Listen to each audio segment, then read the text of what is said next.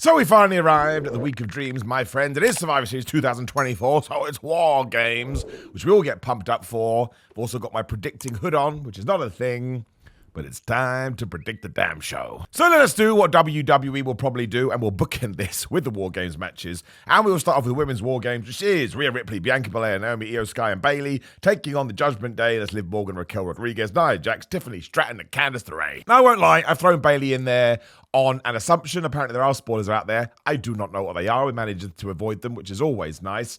But given the ending of Raw, if it's not Bayley, WWE's gone totally nuts, and it is going to be Bayley. Now, what I like about this is that we have built in jeopardy, I suppose, my favorite word when it comes to wrestling. But we know Bianca Belair, she gets on okay with Io Sky, but there's still some tension there. She doesn't like Bayley at all. I know they smiled at each other at the end of the Raw, but come on now. I don't think she's all of a sudden going to do a 180 in Triple H's version of WWE, because that never happens. And Rhea Ripley walked in, and she was just like, I don't care about you, mate. I don't care about you. I don't care about any of you. I just want to beat the Flamins out of Liv Morgan. So we have maybe planting a lot of seeds here. And listen, Jade Cargill apparently is probably injured, so all the best to her. That absolutely sucks. There's never a good time to get injured, but especially now, my gosh, that seems a little bit unfair. But it probably means we can take Bianca Belair out of the tag team scene. She was mostly in there to help Jade, which is a really good idea. But she's so damn good. I think we should probably put her back in the singles division. And now at WrestleMania 41, if Jade Cargill is going to be out for a long time, I think we should do Rhea Ripley versus Bianca Belair for the championship. Now, does that mean you turn Bianca Belair heel? That sounds crazy to me. You can't turn Rhea Ripley back either. It feels a bit too soon. But maybe it can just be, an Austin versus a Rock. You just take two amazing people and you throw them into a big match at WrestleMania and you let the people choose. Just make sure you tell a really good story. Outside of that, this is more on the SmackDown side, Naomi was given the eye, man, on SmackDown. I've been convinced for a while that we may be turning her heel, which is super daring because I think she's such a nice person. But, I don't think you should ever say that someone can't play a heel, right? Some people say that to me in my wrestling career, and it just annoys me. It's like, well, at least give me a go. You don't know what's going on here. And then you also have the stuff between Nia Jax and Tiffany Stratton. I'm sure Liv Morgan and Raquel Rodriguez will break up eventually too. But I think, as you can probably see, WWE's done a really good job in making this feel more than just, we threw a bunch of people into a vat because we want to do a women's War Games match. And that rhymes. So there must be some truth to it. I think the bad guys are going to win. The reason I think the bad guys are going to win is mostly what I just said there. If the good guys win, if we are going to turn Naomi heel, maybe she feuds with Bayley, so you can do some stuff there too. We mentioned the Bianca Belair and Rhea Ripley stuff. And also, I now think Io Sky will be the Intercontinental Champion. So maybe she could even be the one to be pinned in this. I would never advocate for that, but it is very WWE. We can beat you, but don't worry, because you're about to get a major prize. So I like it. I really do. And maybe there can be some Money in the Bank shenanigans. You probably don't need to do that here. But I will say the bad guy women team wins, which is a very convoluted sentence. And I think it'll be a lot of fun. Any single time they have been put in this position, they usually kick ass. And when Rhea Ripley and Io Sky especially are involved, and Bianca Belair too, it's just going to be good. And we're also getting LA Knight versus Shinsuke Nakamura. This is so un-WWE. It's only been built up for the last 2 weeks. On paper, you would say that Shinsuke Nakamura has to win. Because otherwise, why not put this on a Saturday Night's Main Event or on that first Netflix show? I know it's a SmackDown belt, but they're not going to care about that. You just want people to tune in. There is a part of me that wants to predict Shinsuke, because otherwise I don't know why you brought him back. But I have a feeling that WWE may have super duper whooper plans for LA Knight in 2024, and they needed a buffer. I still don't understand why it's on this pay-per-view. Something big must be put on Saturday Night's Main Event for it not to be here. I have to go for LA Knight. Not that I really care if I get things wrong, and usually I actually like to make bold predictions. I said bold, not bald. Don't be that guy. But it just seems so out of left field. It's a really odd feud. And listen, I've said it on many a video. I think Shinsuke Nakamura is one of the best wrestlers ever. No, I paused there, but no, I do. I think there's an argument for that when you go back to see what he was doing before. And then people go, he coasted and rested on his laurels when he came to WWE. Just let him do whatever he wants, man. Wrestling really hurts. I'm sat here right now. My arm hurts, my shoulder hurts, my knees hurt. Wrestling's a tough old business. So I don't mind that at all. I think it would be, I suppose you could change the belt and then put it back on LA Knight Saturday Night's Main Event. Could do like a week's thing. That may be interesting. It just feels a little bit convoluted. I actually think that's going to happen now, but I don't want to get it wrong. I'm going to go with my initial tum-tum feelings. I think LA Knight is going to win, and sadly, there's not much else to say about it. I really hope that LA Knight does have a big feud in 2025. I think most of these championships are elevated when that does happen, especially because WWE is so good at doing it at the main event level.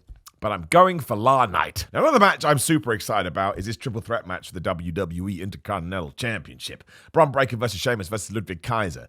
It's so good, and there is so much logic in what everyone is doing, I don't even mind that they keep ruining each other's matches on Raw. That spear that Bron Breakker did on Raw, when Ludwig Kaiser dodged, dived, and dodged whatever it was, and he just went right into Alan the announce table. That was crazy. I mean, I don't know if I could praise him more, because you must have instincts that tell you to stop, because even when you're running at 20 miles an hour, you know that guy is going to move. It's pro wrestling. We have plans in place. But to not even have the hesitance to slow down, I mean, all of these guys, not Sheamus, obviously, although, he's already left his legacy. But Bron Breakker and Ludwig Kaiser, I think, are going to be at the top of the card in, 2 to 5 years, depending on what the plan is. It's going to be brilliant. It's going to be awesome. I would love for Sheamus to win, but at the same time, if Sheamus is going to win, I would build up that story more. He's never won the IC Championship, and this completes his Grand Slam home run. I think just because we did the Jey Uso thing a couple of months ago, which I'm a big fan of, not moaning about that, it's probably not the time to take it off Bron Breakker, which does leave us in an interesting position. I think Ludwig Kaiser could lose, because I think coming out of this, Gunther and Ludwig Kaiser, I don't know if they're going to be split up, but I think they're going to go in their separate ways. And maybe the way you do that is because Ludwig Kaiser takes another pin here. I don't necessarily want that, because I love he and Gunther together, but there has been a lot of teasing on WWE TV. So they may pull the trigger, and you could have Sheamus lose. I suppose you could have Sheamus lose if you know he's going to win it in 6 months at a WrestleMania or something like that. I don't know. But Bron Breakker will definitely be the victor. And this has the potential, in terms of just nice, easy matches you can throw into somebody's face, to be the highlight. I just think they're all absolutely awesome. They're all into this idea of having banger after banger. It's 2 thumbs up from me. I'm genuinely excited. And even when Sheamus just punched Ludwig Kaiser on the face on Raw, I was like, you do you, Sheamus. You do whatever you have to do. And really, I think he's probably on the best run of his career, which is saying a lot, because Sheamus used to get a lot of crap thrown at him, but people weren't actually sitting down and watching what he could do. So yeah, a massive bravo to this one. I'm super pumped about it. But Bron Breakker will hold the championship, which essentially means I'm not changing any of the belts. But it's just Survivor Series, and you are going to have bigger story points in War Games, so you don't want anything to get lost in the shuffle. I'm going with Bron. And I just gave away my Gunther versus Damien Priest, but I'm very, impressed with how WWE has booked this, because we know that Gunther is going to win. The WWE has gone, well, the fans probably know that Gunther is going to win. So how can we get Damien Priest even more over than he already is? Well, we'll just give him every single little thing in the build-up. You're allowed to tell Gunther he's got no confidence. You're allowed to beat him up when he tries to beat you up twice. You're allowed to throw him through the announce table. You're allowed to run him down on the mic. And Damien Priest has been so good in this role, I think even when he does lose, and we probably have shenanigans involved too, he is going to come out, like I say, feel like a bigger star, a bigger babyface, a bigger main eventer. I'm convinced that he's going to feud with Drew McIntyre. Oh my gosh. When they start promo offing, it could be fantastic. So I love the fact we looked through Survivor Series, right? We knew that Gunther was going to win. We know we're not going to change the World Championship because it's not the right time. But what can we do for Damo, man? What does he need for us in order to facilitate his next steps?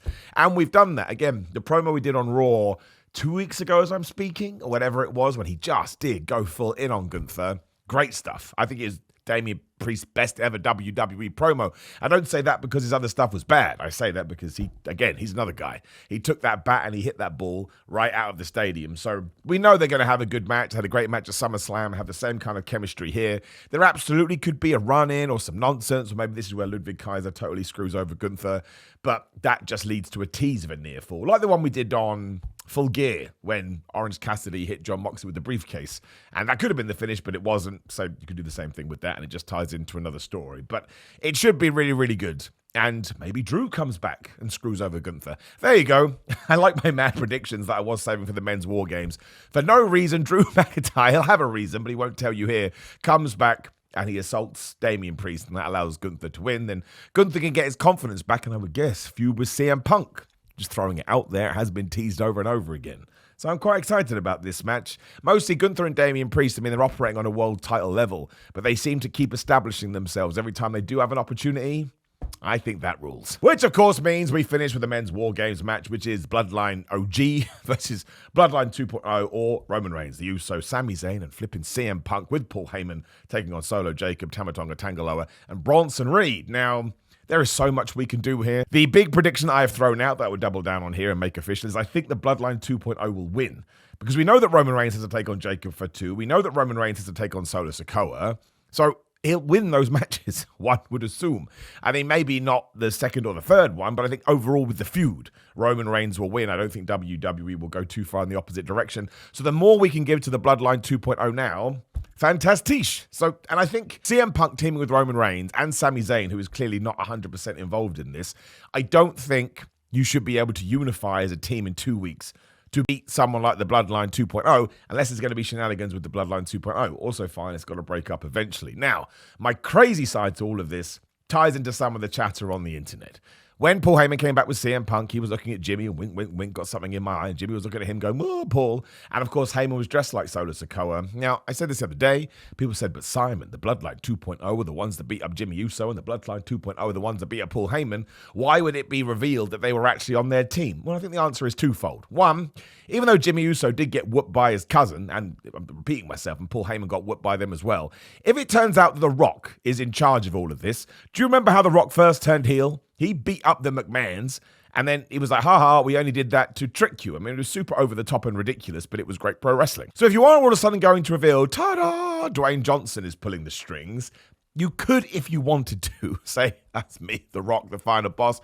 It was my idea, because I remember what happened all the way back in 1998. So to, subvert your expectations, we took out Paul Heyman, and they took one for the team, essentially. And I get it's a bit goofy. I'm going way off piste here. I totally admit that. I'm on another mountain, and somebody needs to drag me back.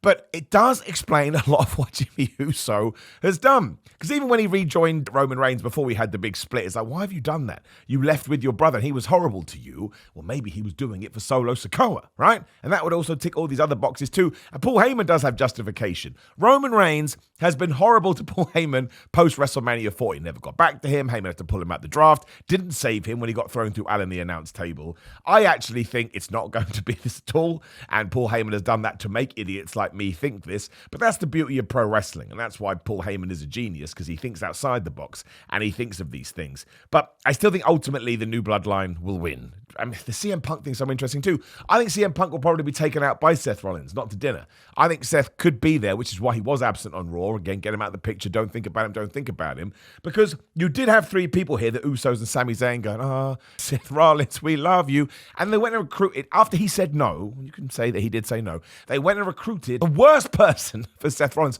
meaning they didn't really care about him at all. And then you can maybe turn Seth Rollins a little bit heelish. He can be a Drew McIntyre, Kevin Owens character. Everything he's saying has some weight behind it. And then you go right into the CM Punk feud, although again, are we going to hold it off until we do with Gunther thing? I don't know, but this is why it's so great. There is so much to talk about here. I think the match itself will be great.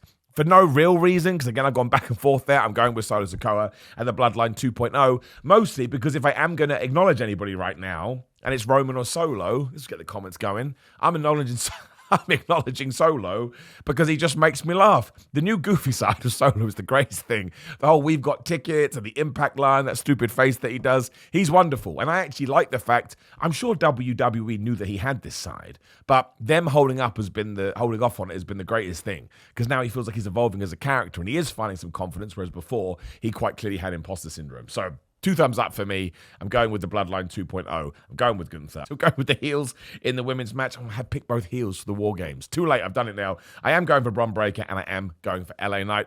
It's a weird 5-match card. I won't debate you there, but I still am excited about it. There's something in my tum-tum that is giving me a couple of thumbs up. So I'm happy with it. Now, of course, predictions for you down in the comments below. That was not a sentence. Please do interact with the video. Click the video on the screen. Like it, share it, put the notification bell on so you can see. Don't have to watch me. Just click videos. That's all I care about. Also, go to gorillamind.com/Simon. There's links right down there if you can't be bothered to listen to me talk. Use code Simon. And at the moment, I think the Black Friday sale goes on for a while. So 30% to 50% off. And I know I say it all the time. I love these supplements. I'm going to the gym in an hour. I'm going to pump myself up on Gorilla Mind. It is also Simon Miller 316 on all my social medias and Blue Sky as well. Come and say hello. Simon Miller on Cameo, obviously. Is that right? That's right. Yes, Simon J. Miller on TikTok. ProWrestlingTees.com/Simon Miller for t-shirts. And again, just check out all the stuff where like I'm pointing at it. You can go in that strange box. But you are the most important thing to this, my friends. Thank you very much for joining me. I'll see you soon.